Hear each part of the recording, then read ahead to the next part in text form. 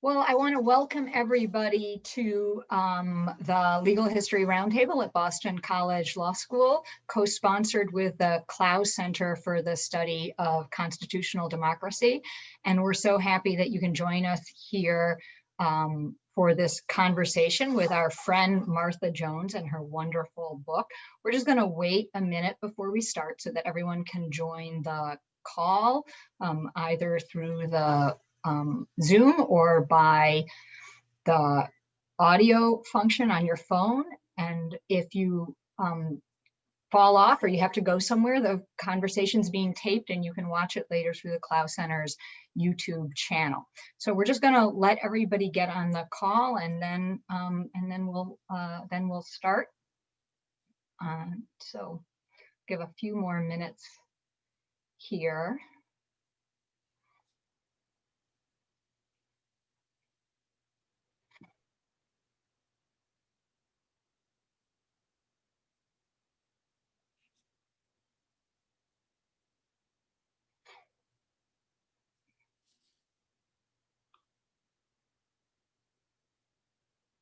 Okay, well, why don't we start? Well, thank you and welcome to the Boston College Legal History Roundtable and the Clough Center for the Study of Constitutional Democracy. I'm Mary Bilder, a professor at Boston College Law School, and we're delighted to have as our guest today, Martha Jones, and I'm going to introduce Martha in a second, and my colleague, Dan Farbman, who I'm also going to introduce in a second. I want to thank at the outset the Clough Center director, Vlad Perjou, for helping us sponsor this event, and Julia Barrett and Glory Pandy for their wonderful work behind the scenes. The program's being closed captioned, and so we hope that will be helpful to viewers who prefer to be able to clearly read and hear everything. We wanted to let you know this is the second of our 3 events this fall. A number of you joined us to hear Julie Suk talk a month ago. And in November 13th, right after the election, we're going to be delighted to welcome Professor and Vice Dean from USC, Franita Tolson. And Professor Tolson's going to be talking about a forthcoming book that she has, In Congress We Trust ? Enforcing voting rights from the founding to the Jim Crow era. And that's going to be on November 13th, also at noon, and will be a wonderful conversation. This is 3 events that we're doing in the fall here that combine legal history and American constitutional history, which Professor Farbman and I are big fans of, with books that we think address both history and current day contemporary political and public issues. And so with that, I'm going to turn to introductions. We're going to talk for a while, but also take questions. You can, if you have a question for Professor Jones, you can write it through the Q&A function, and we will try and make sure your question gets asked. So let me turn now to welcome my good friend, Martha Jones. Professor Jones is the Society of Black Alumni Presidential Scholar Professor, it's a long title, at Johns Hopkins University. She's president of the Berkshire Conference of Women's Historians and the author of a number of books. Recently, she was the author of Birthright Citizenship, an award-winning book, and we had Martha here last year talking about that, and we were so happy to see it win a lot of awards. Her new book, we know, is going to win even more awards.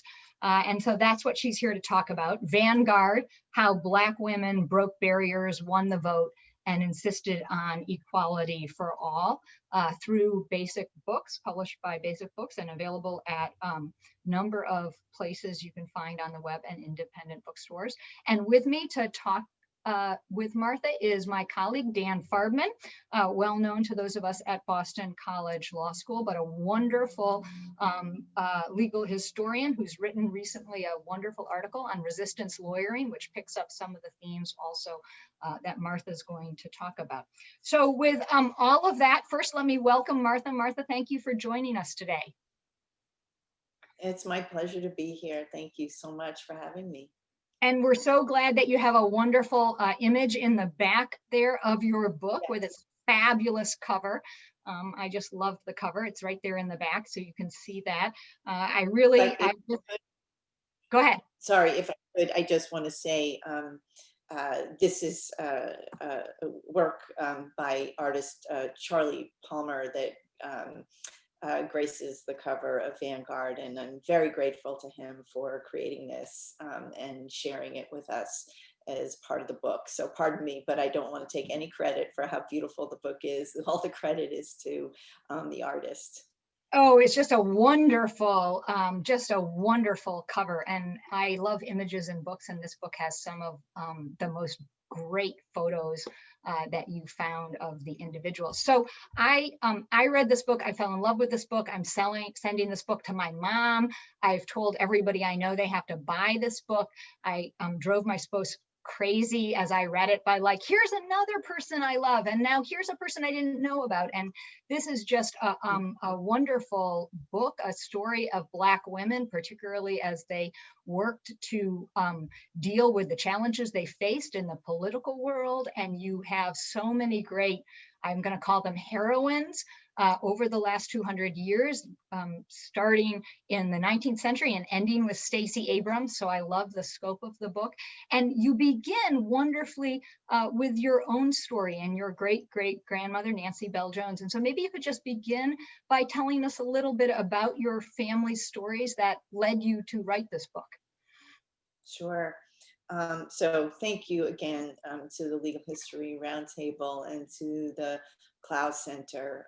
It's really an honor to be back, and I appreciate the special effort of bringing us all together under new circumstances and conditions. It's been so important to be able to connect and to continue our conversations despite being on, many of us confined to homes. So thank you so much for opening up this space for all of us. You know, I was really 2/3 of the way through this book when I, you know, in a sense, got a little self-conscious about what I didn't know. At home, I work in an office. I'm sitting here now where the portraits of my great grandmother, my grandmother, and more, the women in my family sort of watch over me, and I feel very, very much accountable to them. But as I was moving through this book and the research, I realized increasingly that I knew nothing about them and how they fit into the story of voting rights. So while I didn't tell my editor, I did take a kind of detour and see if I could use my historian skills to recover some recollection of their lives. And as I explained in the introduction, that story begins in Kentucky. It begins in the lives of women who were enslaved before 1865, but it really blossoms in a sense by the time we get to the 20th century, as it turns out 3 generations of women in my family are all of age, as you will, as we say, and there in 1920 in Kentucky, in Missouri, and faced with the question of what the 19th Amendment is going to be.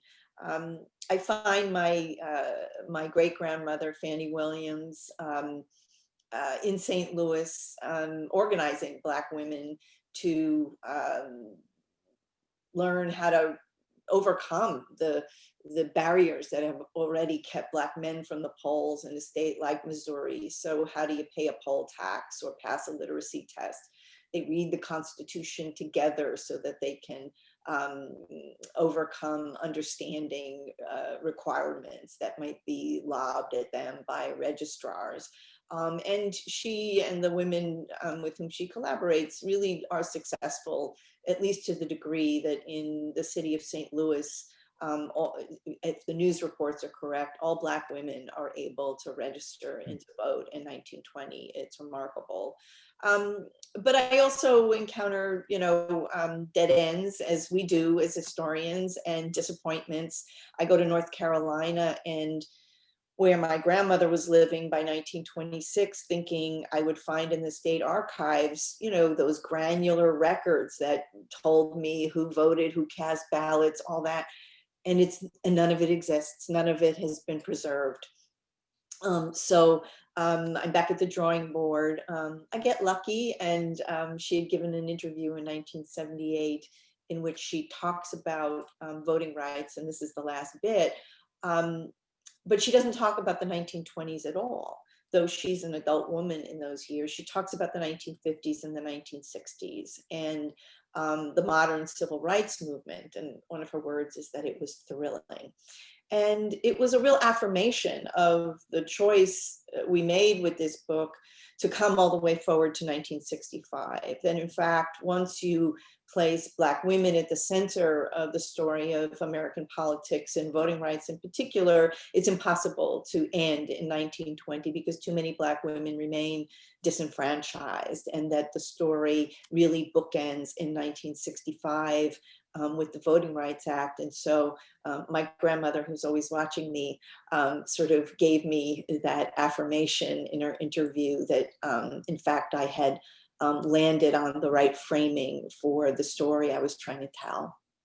And you have that wonderful, I mean, you have wonderful photos from your family, but also that wonderful photo that is at the end of the book of that I was unfamiliar with, of the Voting Rights Act and 3 Black women standing there right next to Lyndon Johnson. And I think that was just, such an amazing image that summarizes what you're talking about. Well, maybe we can go back and let our listeners know a little bit about the book.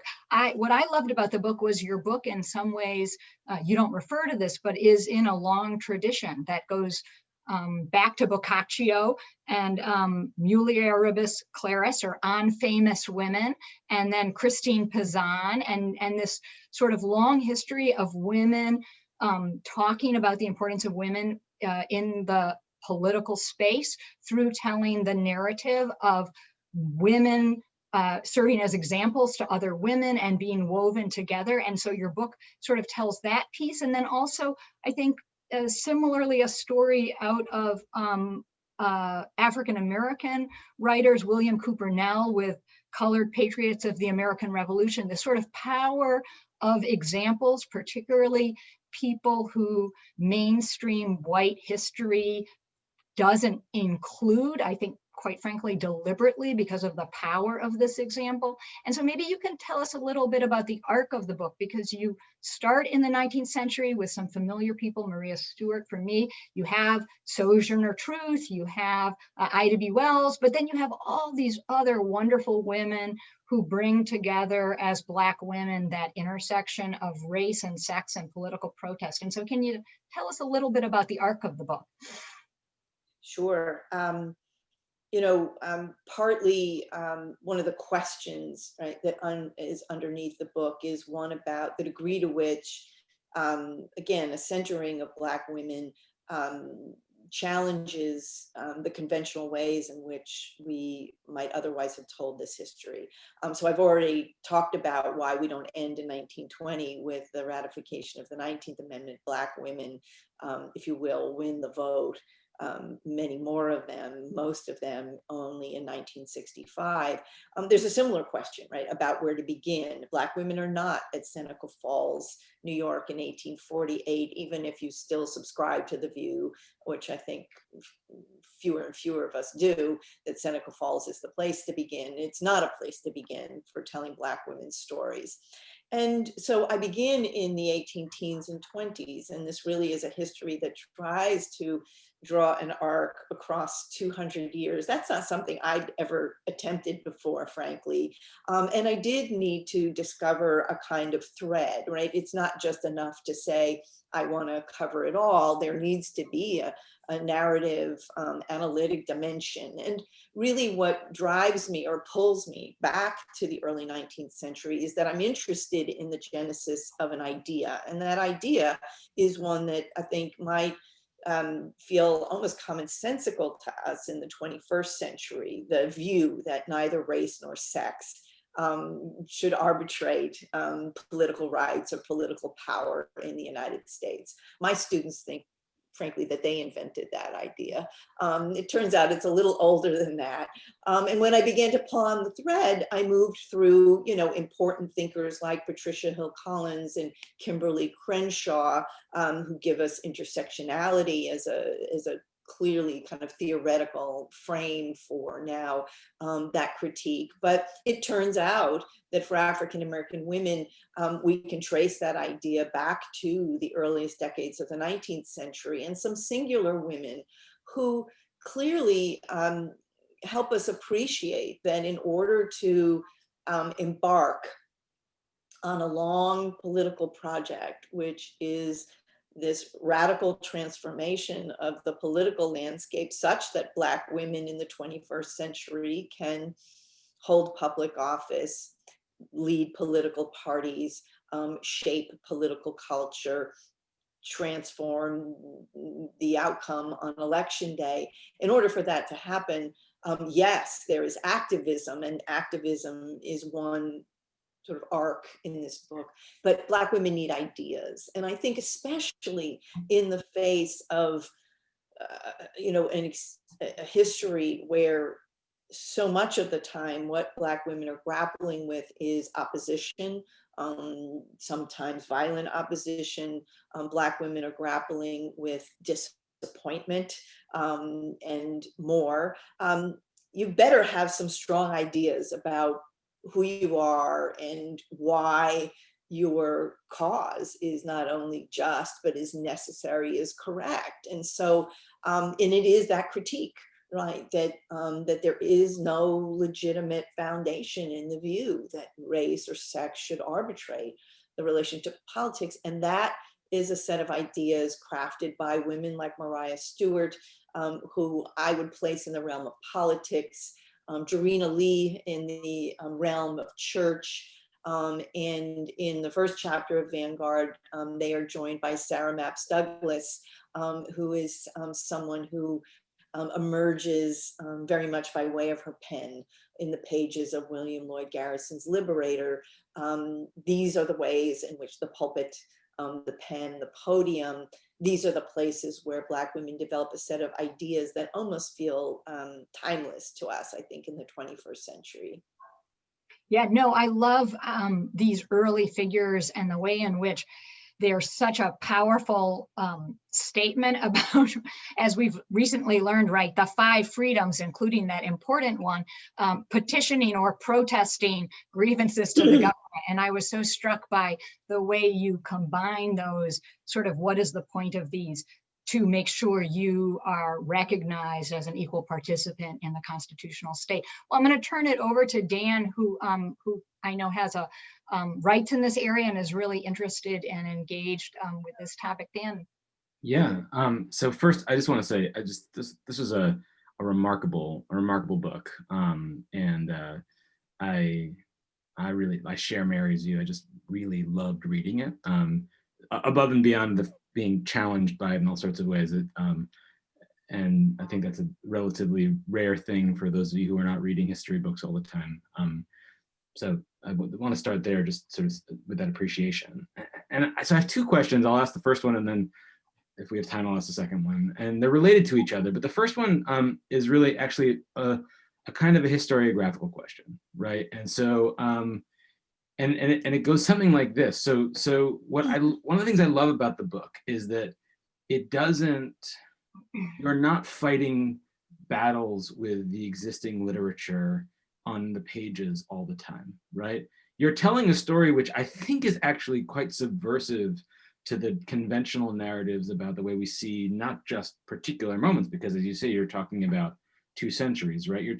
But in each of these moments, you're gently upturning things that we thought we know, right? We get to Frederick Douglass, and you get seen from this angle, the shadow of Frederick Douglass against the wall looks different than the one that we might otherwise like. Even as great as it remains, it's a different shadow, right? And Seneca Falls, but over and over again, this move keeps happening, right?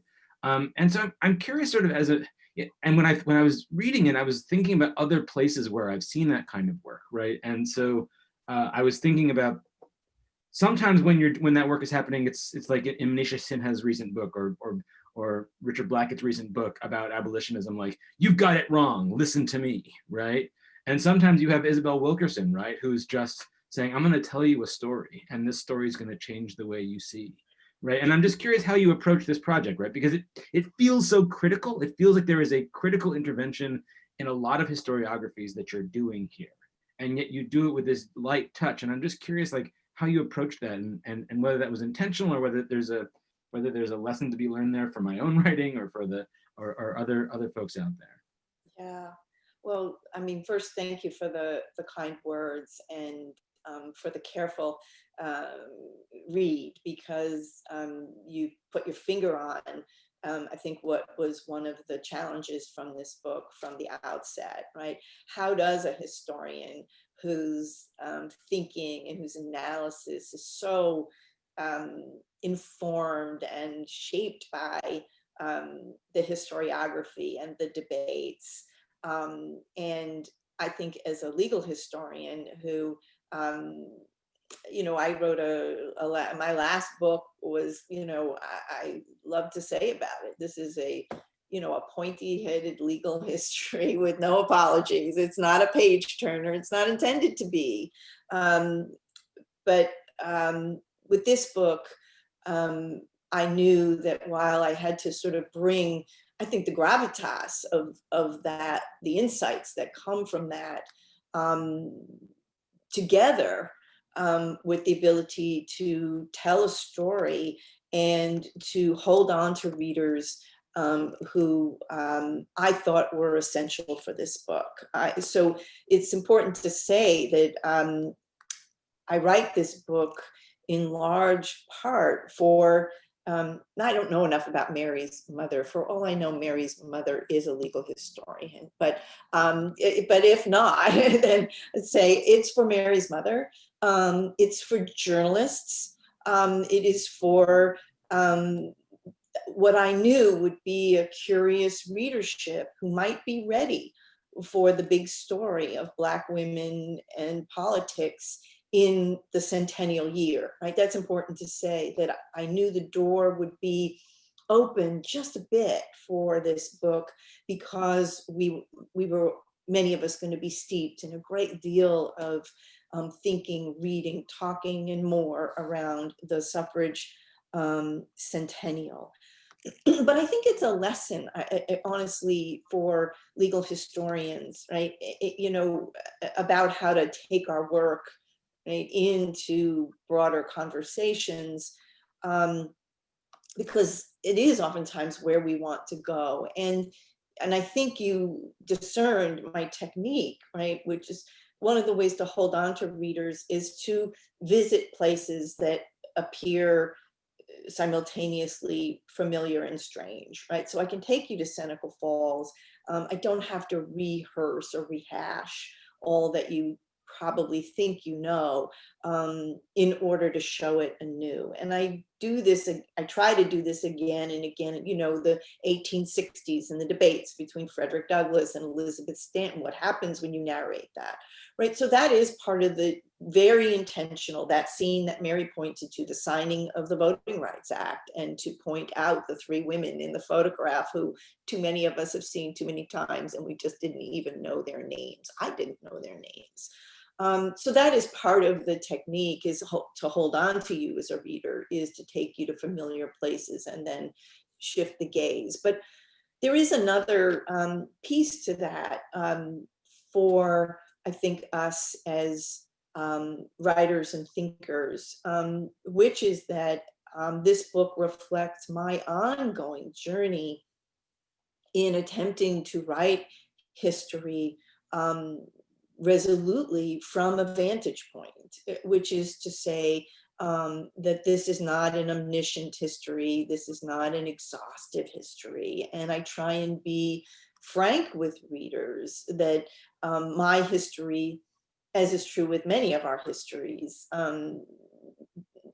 come out of a vantage point, and that for African-American women's history, this is a place in which our field has moved to and has arrived at.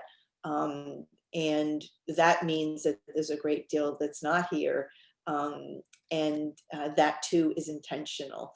I want you to see what it's like when we hang in with Black women rather than following the story of Carrie Chapman Catt or Alice Paul or whomever.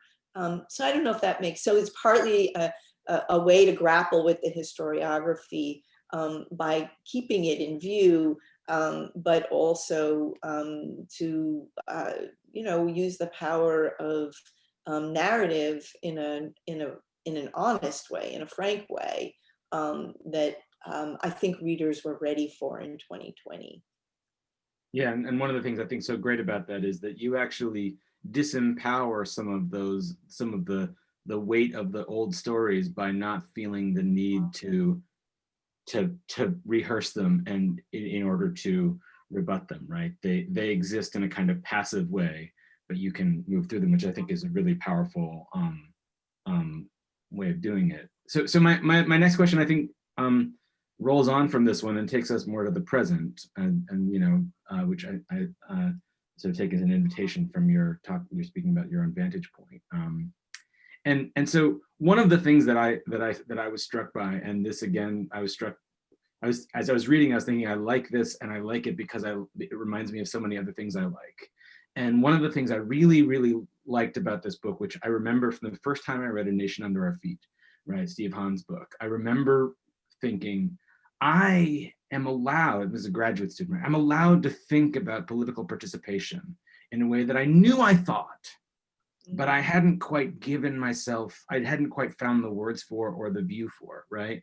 And there's something about that in this book too. I mean, so that I see on the centennial, there's an association with the 19th Amendment, right? There's an association with the franchise. But so much of the book seems to be about like actually pulling away from the franchise itself as being the place where political power lives, right? This franchise is a strategic place to think about political power, and there's a place where there's a lot of weight there, but there's so much else in this book which is about political power being exercised in ways that go way beyond the ballot box, and sometimes are almost like the ballot box is almost beside the point, right? Which strikes me as a really important thing to think about, not just during the story, as in, obviously it's an important part for your history up to 1965, but it's also a thing we need to be thinking about in the present, right? We're approaching this moment. So many people are going to ballot boxes now. And I think in these moments, we always like focus our idea of what political energy is and what political participation is and what political power is on these fights about who gets to get into that space and participate in that way. But it strikes me that one of the things that your book invites is a challenge to that kind of thinking about participation, or a complication of it, especially when we're talking about people who've been historically excluded from that participation. So whether that's a question or a comment that I'd love to hear your thoughts on, I'll leave it up to the editors with the question marks or the exclamation points. But that's sort of what I'd love to hear you say a little more about. Yeah, I do want to come back to the question of the permission to write, sort of what you in a sense, know you need to write, or what needs to be said. But on the question of sort of where to look for the history of politics and power, this is a lesson that I had learned in my very first book, when we were still actively grappling with the absence of Black women in the archives of women's suffrage, and not just in the analysis, in the archives. And I benefited importantly from the early work of people like Dr. Rosalind Terborg Penn, who comes back to the history of women's suffrage and these other stock archives, and finds some Black women who had not been acknowledged, but also confesses to us, right, that there are too few Black women there. And so I had spent the early part of my research career looking in those unconventional places for Black women, and that is part of the lesson, that the narrative, the old narrative about Black women and suffrage politics is that Black women weren't interested in suffrage politics. They weren't concerned about the vote because they weren't in those archives. The conclusion was that they were interested in race and not interested in women's issues. That was for a long time the predominant narrative. You can still hear that, echoes of that, I think, even today. But it turns out all you need to do is follow Black women where they actually are, where they go, and listen to them. It's one of the extraordinary things about this book is that very little of it is forced. In the sense that Black women do leave vivid records of not only what they do, but what they think. But we have to be willing to come off the beaten path or to come off the main track. And then once we do that, as you say, it turns out that it's a story never about simply the quest for the vote or a 19th Amendment. It is the way in which voting rights are part of a remarkable confluence of ways in which to think about politics and power. And like you say, for a community of Americans who spend so much of this nation's history disenfranchised, there better be some other story and then simply the story of the absence, right, or the lack thereof. And there turns out to be, and that has transformed my, my own thinking in the 21st century about what politics looks like. Like a lot of us back in June, I was still pretty much on lockdown here, but we had a primary day I live in the state of Maryland, and we had a primary day.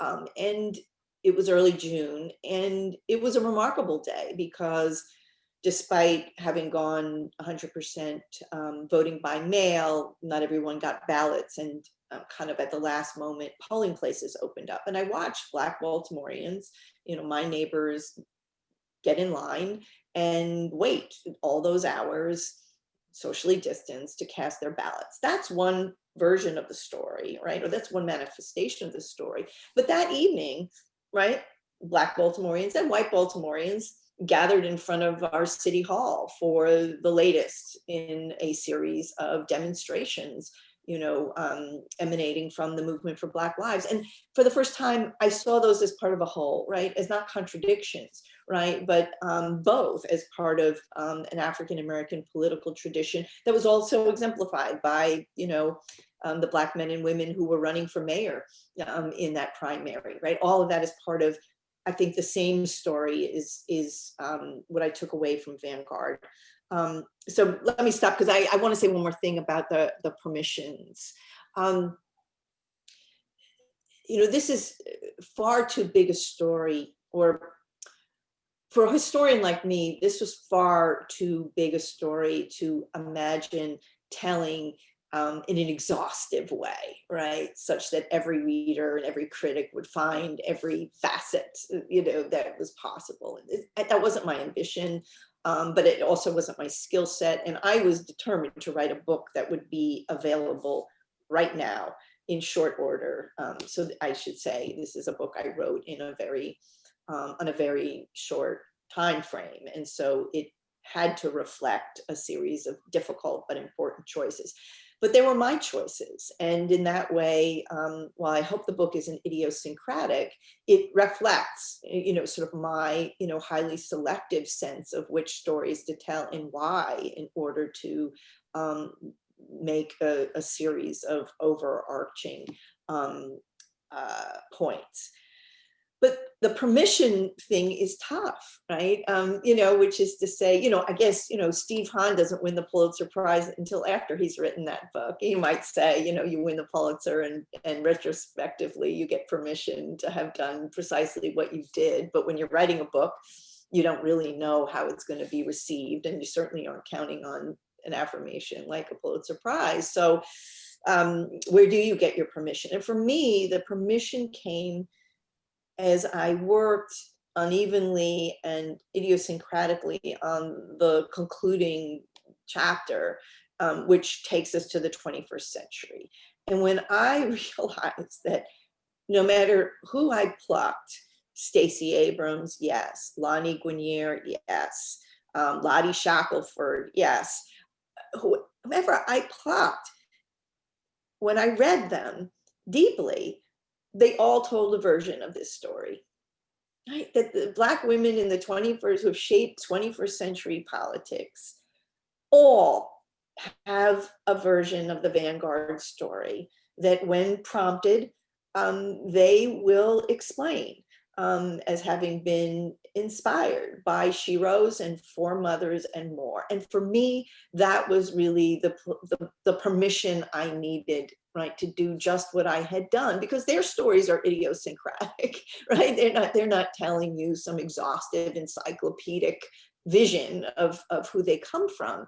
But that these stories really matter and undergird 21st century politics for Black women. And with that, I felt very empowered as a historian to offer my version, to contribute my version of that to the stories that Black women are already, very much carrying within themselves.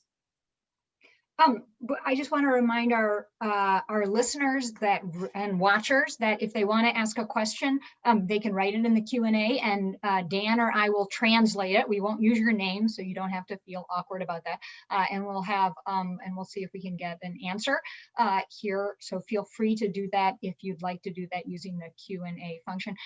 Martha, I'm so struck by the way in which the book thinks, I think, in a very powerful way about what does it mean to be heard? What does equality for all actually look like? And how is it experienced by people? And the theme that I just found such inspiration from reading the book was the sense of, like, even though at every single one of these moments, the Black women you talk about are facing a power structure that insists that they aren't to be heard, they aren't to be seen, literally has laws denying their ability to be heard or seen.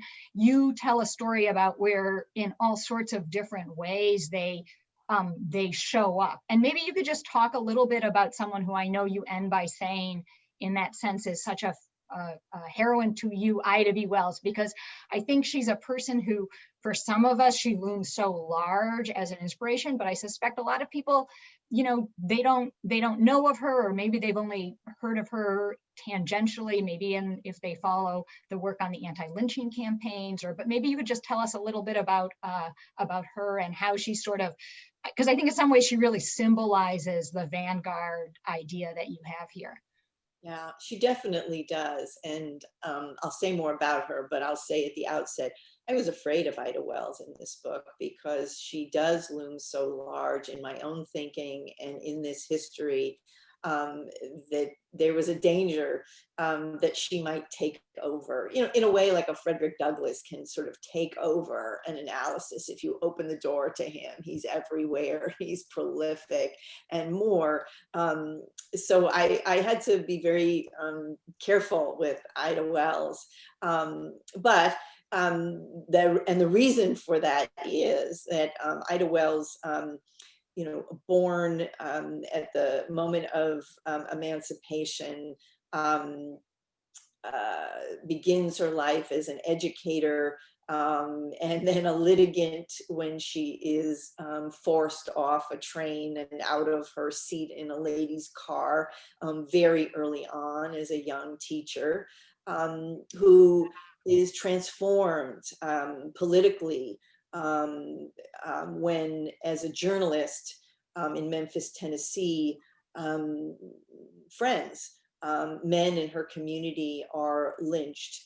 And Wells has a kind of epiphany about lynching, which is to say, she understands now clearly that lynching is political violence, that lynching is not linked to Black men's wrongdoing. She knows her friends too well to believe the lies that are being spoken of them. And she sharpens her pen to decry that incident, but lynching more broadly, is run out of Memphis, quite never to return.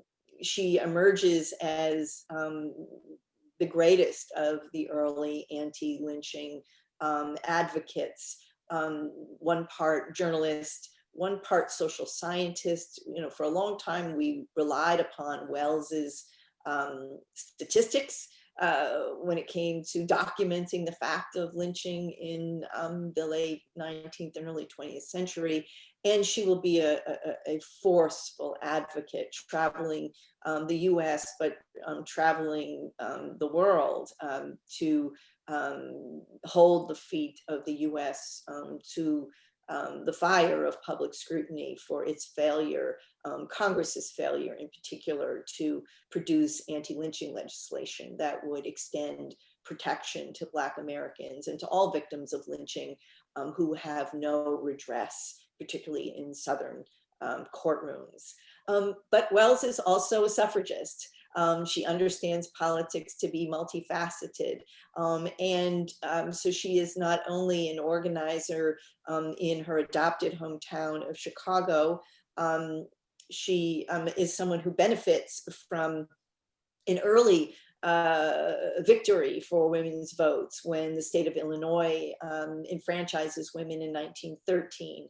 She'll collaborate across the color line in Chicago with white women, but also be there at the founding of the somewhat legendary Alpha Suffrage Club, where Black women in Chicago not only do that kind of ground game work of getting registered into the polls, but become Republican Party operatives, and will eventually send Oscar DePriest to Congress in 1928, the first Black man to be elected to Congress since 1901.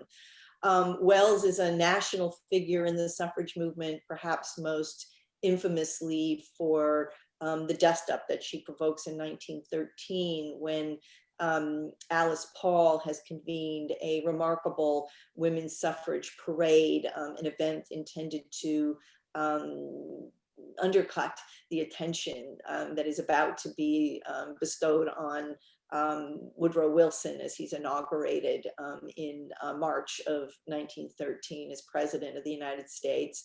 Ida Wells shows up there as part of a contingent from Illinois and is, by the organizers, white women organizers, strongly suggested to march at the rear of that parade.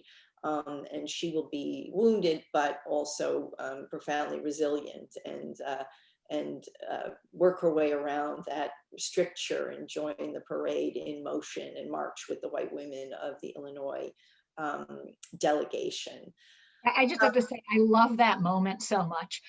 You know? It's a great moment. And it's a reminder, right, that Black women, while they do not find a very compatible or productive home in the national women's suffrage associations, this parade having been sponsored by NAWSA, the National American Women's Suffrage Association, it's not a comfortable home. Wells is among those Black women who are going to insist on keeping a seat at that table. You know, Alice Paul in that parade believes that actually she knows better than Black women. Black women aren't necessary, that she can speak on behalf of and act on behalf of Black women such that their presence is not required at the parade. Wells is among those Black women, 36 or so of them, who sharply disagree and appear and participate despite having been discouraged by Paul and the organizers late in the planning.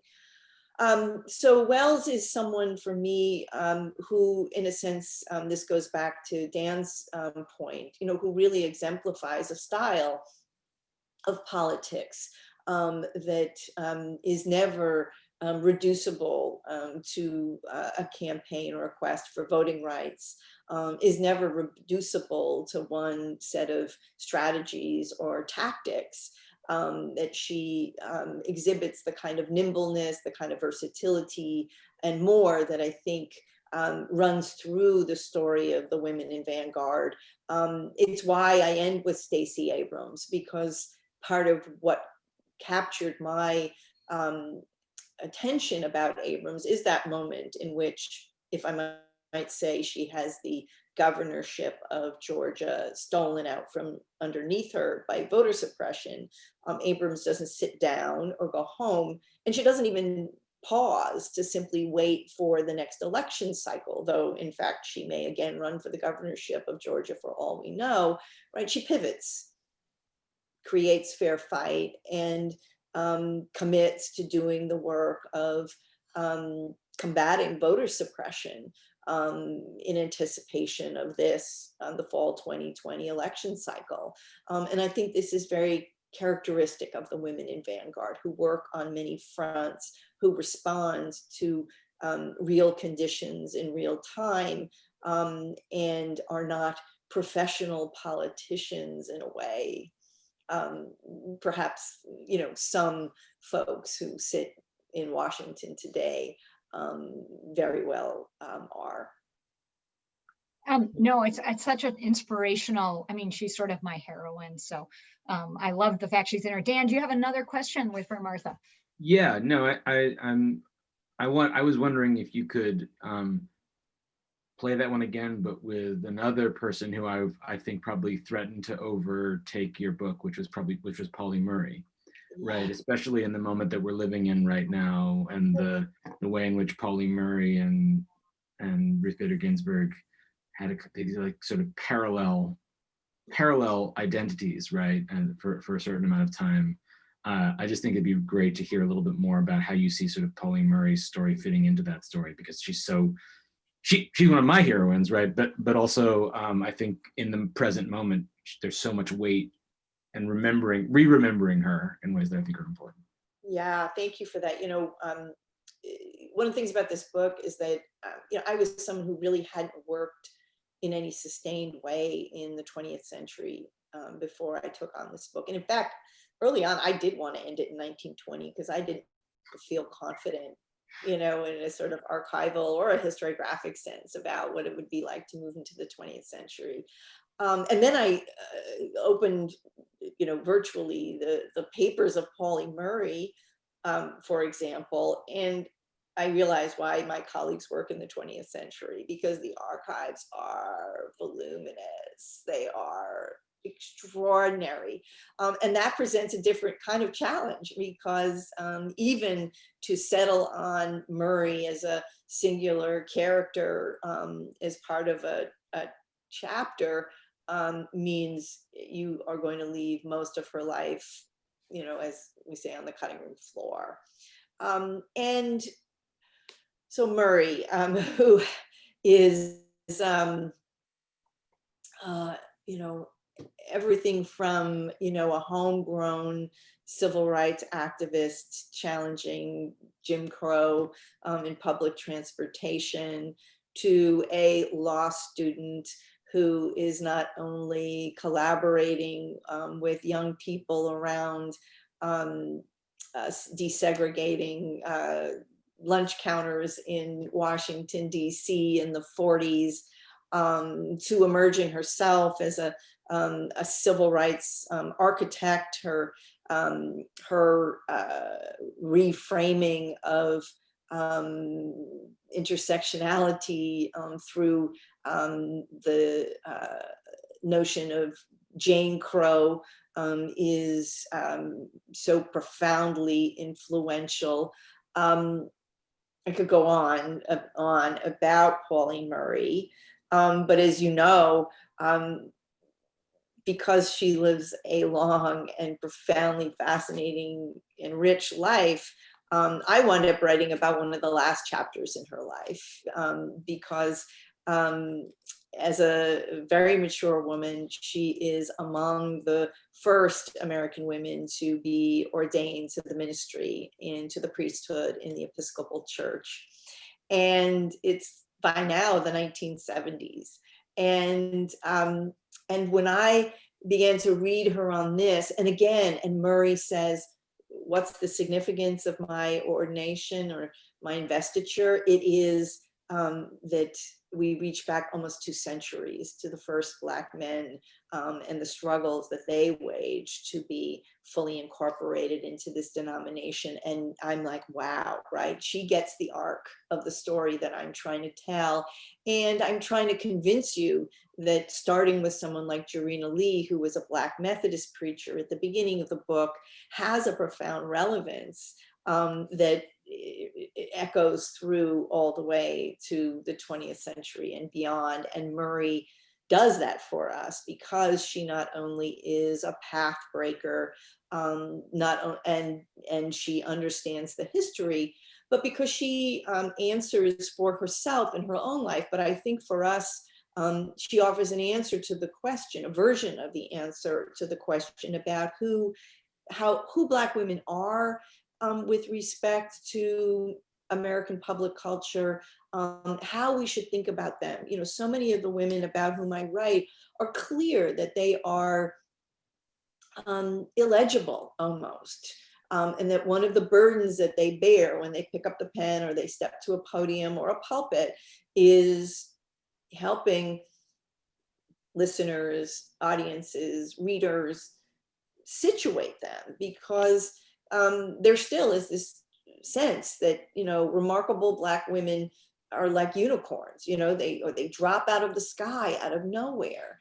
And Murray is so, I think, profound on this question at the moment of her investiture, because she says, you know, now finally, I understand what it means, you know, for there to be no male, no female. And we know that one of the aspects of herself that Murray wrestles with across the long life that she lives is her gender identity and her sexuality, right? There is no male or female, there is no Black or white, et cetera, et cetera. And this kind of Murray's way of finding her place, and in a sense for her, a kind of transcendence above the man-made differences that abolitionist women decried in just those terms, right? More than 100 years before, Murray is still working on and working through. So how I come to see her in Vanguard again has everything to do with the kind of arc of the story that I'm trying to tell. And of course, historians like Rosalind Rosenberg and many others have given us the kind of life and times biography. Murray's like a lot of women in this book. She did a lot of writing about herself. And so I tried to draw on that principally. But she is someone, you know, who I think, you know, probably better than I do. She's someone we could go back to again and again on nearly any subject for much of the 20th century. We have come to the end of our time. The time flew by way faster than we expected, I know. I could just listen to Martha talk about this book forever. And you can, I'm sure, find more opportunities to listen to Martha talk about this book. You can read this wonderful book and learn about all of the really amazing women, Black women, who brought this sort of, I think, just crucial emphasis on the need to show up, the need to be heard, the need to be listened to, the need to demand recognition of your right to be part of the political participation in this country, the insistence on equality for all. It was literally in a very sad time, a time that I have certainly felt kind of negative about. It was just completely inspirational. And I was like, we need to do more, we need to speak out. I just really heard a more powerful voice within me coming from reading that book. And I just thank you so much, Martha, for giving us this book, for insisting on the centrality of Black women's stories to the story of political power in this country. I know we're going to turn in November to another aspect of this story when we welcome Fernita Tolson on November 13th to talk about her work and the election. We will look forward to that. Again, thanks, Martha, for joining us. Thanks to my friend, Dan Farbman, for being here as part of the conversation. Thanks to the Boston College Legal History Roundtable and the Clow Center for the study of constitutional democracy. And we look forward to seeing or hearing everybody next month. Thanks so much.